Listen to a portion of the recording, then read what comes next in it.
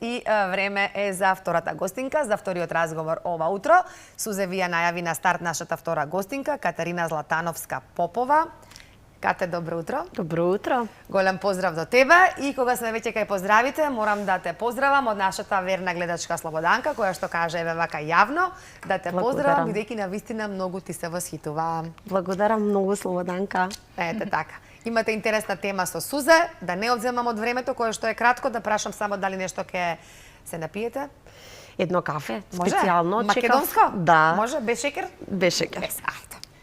Да, еве ќе проработи конечно и нашата кујничка. Сите гости некако не беа расположени за кафе и како што е топло времето, можеби многумина и го одбегнуваат. Кате, официјално добре дојде. Добре најдов и ви благодарам повторно за поканата. Да, секогаш со радост и секогаш со огромно задоволство најавуваме настани, без оглед на годишното време, без оглед на тоа што овој период од годината е време во кое некако сите како да се ставени на пауза, освен ние утринците и вие креативците. Да. Така да со задоволство најавуваме еден убав настан за овој 8 месец во годината. Да, интересно, еве и јас за прв пат се обидувам да откриам кој се е во градов, за да можеме да рачунаме на него. Да сметаме на него и да го вклучиме во некои од нашите активности. И пријатно се изненадив дека има луѓе кои сепак се тука и не само што се тука, туку и се расположени за невообичаено дружење. И тоа ме радува затоа што очигледно дека повеќе не постојат оние празни месеци, туку и во август може да се организира убава креативна работилница каде што со убава заедничка енергија ќе може да се учат различни вештини. Да, прекрасно. Ќе се изработуваат брошеви од какви материјали? Тоа ќе бидат се остатоци. Фокусот ни е на Тексас, значи на джинс. Сакаме да им дадеме нов живот на старите Тексас кошули, фармерки, Тексас сукњи, нешто што може би е веќе подкинато или нефункционално. И се решивме да направиме една креативна работилница за изработка на брошеви за од Тексас, но секако ќе се обидеме и други, и други стари материјали да вклучиме, затоа што целта ни е да покажеме дека се може да се реупотреби, на се може да му се даде нов поинаков живот и воедно со тоа сакаме да поттикнеме развој на меки вештини кои пак се клучни за денешното оживење. Браво. Како жена која е активна и непрестано е дел од многу проекти и меѓународни и во земјава и носител си носител на многу проекти во кои што се практикува и се става акцент на моделот на доживотно учење. Какви генерации и какви интересенти влегуваат во овие проекти? Дали младите луѓе се вклучени повеќе или пак повеќе во возрастните кои реално имаат и повеќе време да дојдат на овие работилници? Да, супер е прашањето, бидејќи она што од моето искуство можам да го посведочам е дека посебно кога станува збор за креативните работилници, годините не прават разлика. Иако нашиот проект кој во рамки на кој ќе се одвива работилницата, да, Craft to Grow или преку рачни изработки учиме меки вештини и се обидуваме да поттикнеме одржливост или одржлива мода. Морам да признам дека нема граници и напротив дури ќе нагласам дека подеднакво ентузијастички се вклучуваат и повозрастните. Имавме прилика да работиме во 2 старски дома со нивните штетеници овде во Скопје и во Битола и забележав како се појавува искра во нивните очи, дека се присетуваат на времето кога плетале, кога изработувале различни изработки. Така е, да, тоа е дел од нашиот промотивен материјал, каде што се обидуваме на волницата да ја дадеме нов живот. Браво. Секогаш има можност да се распара нешто ова е или... ова е плакатчето за престојната ова ни е поканата, работилница. така е. И она што пак го забележав кај младите е што тие сакаат искуствено учење. Сакаат да учат преку тоа што прават нешто. не сакаат да учат во училница, а нашите креативни работилници пак ни даваат шанса да им го возможиме тоа. Така да ентузијазмот е подеднаков, а она што е па многу интересно и уште пред да го започнеме проектот имавме некаква убава визија дека благодарам најмногу, ова е ептен од срце. Од некој што не пие кафе. Благодарам. Она што сакам да го нагласам е дека во рамки на проектот, кога го стартувавме проектот, размислувавме за тоа како можеме да ги споиме рачните изработки и преку нив да се изучува комуникација. Всушност се фокусираме на 5 клучни вештини: комуникација, тимска работа, емоционална интелигенција, емпатија, креативно размислување и решавање на проблеми. И она што го забележавме, ова е од нашето гостување во Полска,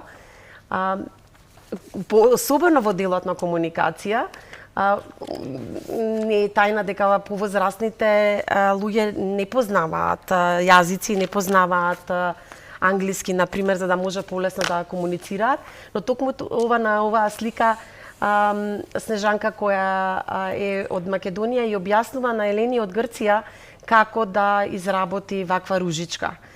А и двете не зборуваат англиски. Да. Елени зборува англиски, но Снежанка не зборува англиски. И моментот на активно слушање и она што секогаш велам дека ние всушност треба да научиме да слушаме со сите сетила, не само со говорот, е всушност клучниот или поентата на нашата работа во овој проект, доказ дека кога сакаме ќе најдеме начин како да се разбереме, кога сакаме ќе најдеме начин како да соработуваме.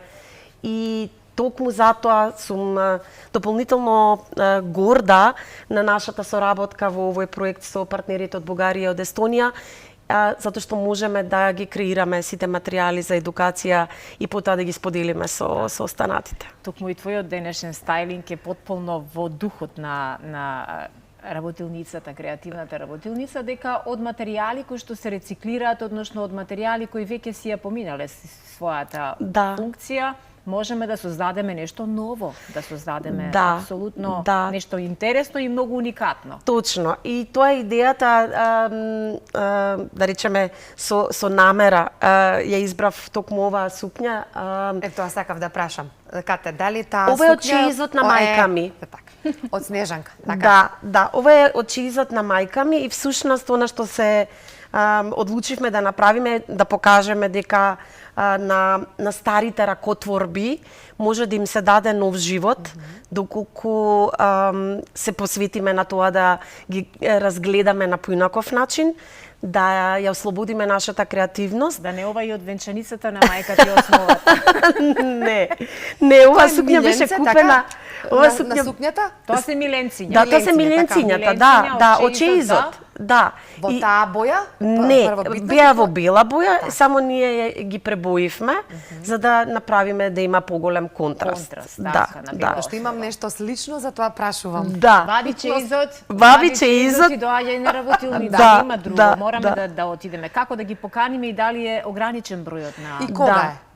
На 19 август во попланинивите часови, секако од 18:30 до 21:30, одвоивме 3 часа во дневна, така се вика локацијата. И да, ограничен е бројот на учеснички, 25. Веќе имаме група на жени кои се пријавуваат и тоа многу ме радува, зашто секоја од нив се подготвува да си понесе пријателка, а нашата желба и нашата идеја всушност на возрастните да им возложиме простор за учење на нови вештини преку креативност и при тоа да придонесеме до реупотреба и рециклирање на старите парчиња. Инаку веќе кога го споменавме чеизот, многу ми е убав тој збор, многу го сакам. Јас сум имала прилика да бидам гостинка во твојот дом.